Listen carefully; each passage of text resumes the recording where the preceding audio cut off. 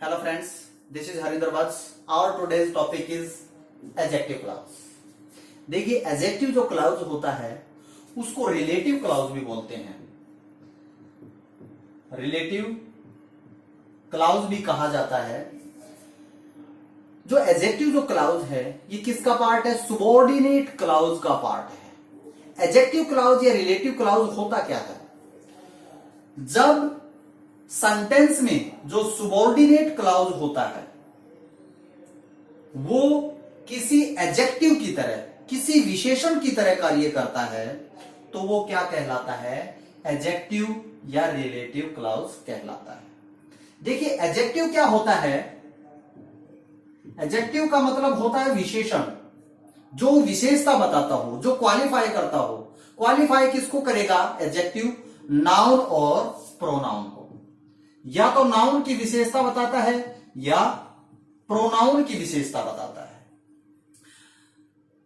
जो एडजेक्टिव जो क्लाउज होता है वो प्रिंसिपल क्लाउज में जो इसके नजदीक नाउन या प्रोनाउन का यूज किया होता है उसको ये क्वालिफाई करता है, उसकी ये विशेषता बताता है।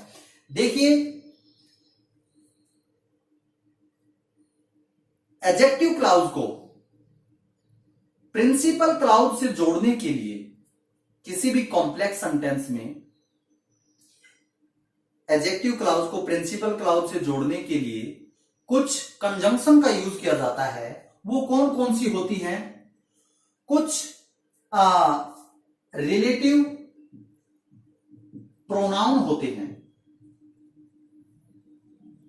कुछ रिलेटिव प्रोनाउंस होते हैं जो एडजेक्टिव क्लाउज में कंजंक्शन का कार्य करते हैं। वो कौन कौन से होते हैं? हु होता है, हुम होता है, हुज, दैट, विच। ये क्या होते हैं? ये रिलेटिव प्रोनाउंस होते हैं जो किसी भी एडजेक्टिव क्लाउज को प्रिंसिपल क्लाउज से जोड़ने के लिए एज अ कंजंक्शन जिनका यूज किया जाता है। दूसरा, कुछ रिलेटिव एडवर्ब, रिलेटिव एडवर्ब भी होती हैं। कौन कौन सी? वो कौन कौन सी होती हैं? व्हेन, व्हाई और वेयर। इनका यूज भी एडजेक्टिव क्लाउज को प्रिंसिपल क्लाउज से जोड़ने के लिए एज अ कंजंक्शन किया जाता है। जो रिलेटिव एडवर्ब होती हैं उनको उनका यूज एडवर्ब क्लाउज में भी एज अ कंजंक्शन किया जाता है, लेकिन इनके यूसेज में वहां पर अंतर होता है। देखिए हम एग्जाम्पल के थ्रू इसको समझने की कोशिश करेंगे। This is the girl who stole my pen। Sentence को समझने की कोशिश कीजिए। एक सेंटेंस दिया गया है, सेंटेंस के अंदर टू पार्ट्स हैं जो किसी कंजंक्शन से जुड़े हुए हैं। कंजंक्शन कौन सी है? रिलेटिव प्रोनाउन है। देखिए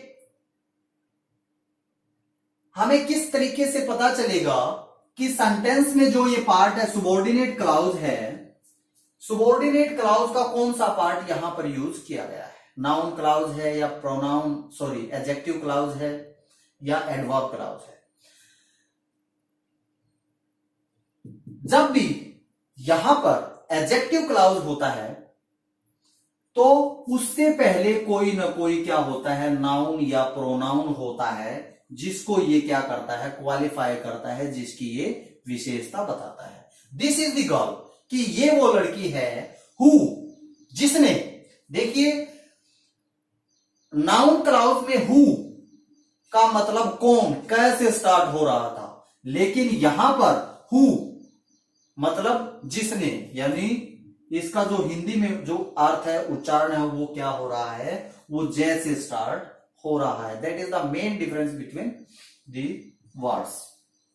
this is the girl who stole my pen, कि ये वो लड़की है जिसने स्टोल माई पेन, जिसने मेरा पेन चुराया। यानी ये इस लड़की को क्वालिफाई कर रहा है, वो विशेषता बता रहा है। तो यहां पर ये क्या होगा, एडजेक्टिव क्लॉज होगा। तो इस प्रकार से हम पता लगा सकते हैं, she gave me the pen which I wanted. She gave me the pen, उसने मेरे को पेन दिया। ये क्या है, प्रिंसिपल क्लॉज है। ये क्या है, किसी कंजंक्शन से स्टार्ट हो रहा है, सबऑर्डिनेट कंजंक्शन का यूज हो रहा है।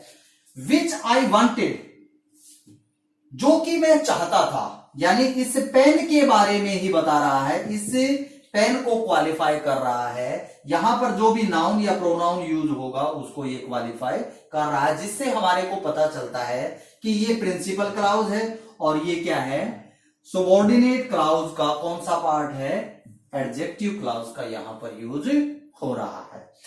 इस प्रकार से हमें इसको समझना पड़ेगा। देखिए next example, I know the place where he lives. I know the place, principal clause, ये सबऑर्डिनेट कंजंक्शन, सबऑर्डिनेट क्लॉज है, सबऑर्डिनेट कंजंक्शन है, और यहां पर इसका अपना एक सब्जेक्ट है, अपनी एक वर्ब है। यही कंडीशंस होती हैं। देखिए I know the place, principal clause, कि मैं उस स्थान को जानता हूं। वेयर ही, वेयर मीन जहां पर, ही लिव्स, यानी फिर से ज की साउंड यहां से आ रही है। इसका जो स्टार्टिंग जो साउंड है हिंदी में वो ज, जो इसका अर्थ होगा ही लिव्स, जहां पर वो रहता है, यानी इस प्लेस के बारे में ही वो इसको क्वालिफाई कर रहा है। तो ये क्या होगा, एडजेक्टिव क्लॉज होगा। देखिए जो एडजेक्टिव जो क्लॉज होता है वो दो प्रकार से फंक्शन करता है,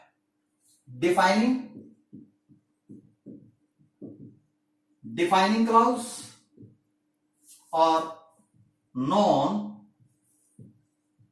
डिफाइनिंग क्लॉज।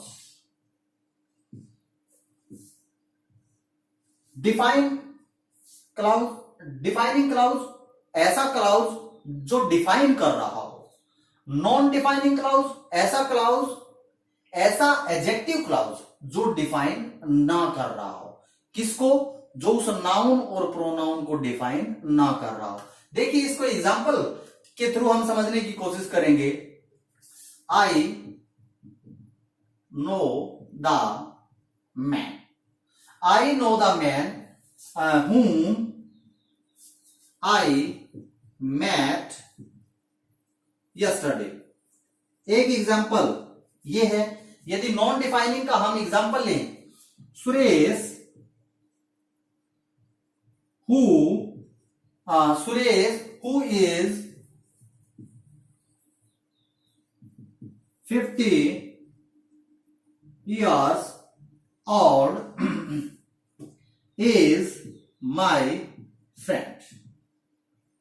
देखिए डिफाइनिंग क्लॉज, यहां पर ये क्या है, ये डिफाइनिंग क्लॉज है। आई नो द मैन, मैं आदमी को जानता हूं। यदि मैं इस पार्ट को क्लॉज के, सबऑर्डिनेट क्लॉज के पार्ट को मैं हटा दूं तो वाक्य क्या लगेगा, वाक्य कंप्लीट नहीं होगा, उसका अर्थ पूर्ण रूप से स्पष्ट नहीं हो पाए। आई नो द मैन, सेंटेंस अधूरा लग रहा है कि मैं व्यक्ति को, आदमी को जानता हूं। किसको, whom I met yesterday, यानी ये इस पार्ट को प्रिंसिपल जो क्लॉज है उसको डिफाइन कर रहा है। कौन कर रहा है, ये एडजेक्टिव जो क्लॉज है वो इस पार्ट को डिफाइन कर रहा है। तो हम इसको क्या बोलते हैं, डिफाइनिंग क्लॉज भी इसको हम बोलते हैं। दूसरी तरफ non defining clause, Suresh who is 50 years old is my friend। Suresh who is 50 years old, Suresh who is 50 years old is my friend, Suresh is my friend, Suresh मेरा मित्र है। ये क्या है, ये प्रिंसिपल क्लाउज है। ये क्या है, हु इज 50 ईयर्स ओल्ड, ये सबॉर्डिनेट क्लाउज है। और कौन सा है, एडजेक्टिव क्लाउज है, लेकिन ये इस पार्ट को प्रिंसिपल क्लाउज को डिफाइन नहीं कर रहा, ये नॉन डिफाइनिंग एडजेक्टिव क्लाउज कहलाएगा। यानी इसके बारे में ये Suresh is my friend, Suresh मेरा मित्र है, यानी इसका अर्थ पूर्ण रूप से स्पष्ट हो रहा है, इसका कोई भी फर्क इसके ऊपर नहीं पड़ रहा।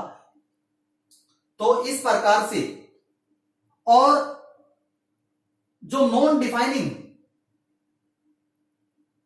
जो क्लाउज होता है उससे पहले यहां पर और उसके बाद, देखिए Suresh who is 50 years old is my friend. देखिए जब भी नॉन डिफाइनिंग क्लाउज का यूज होगा तो नॉन डिफाइनिंग एडजेक्टिव क्लाउज से पहले और उसके तुरंत बाद किसका यूज होगा, हमेशा कोमा का यूज होता है। सुरेश, यहां पर कोमा का यूज होगा, who is 50 years old is my friend. तो क्यों, क्योंकि ये नॉन डिफाइनिंग एडजेक्टिव क्लाउज है। तो आज का हमारा टॉपिक इतना ही था। उम्मीद है आपको अच्छे से समझ में आया होगा। Thank you, bye.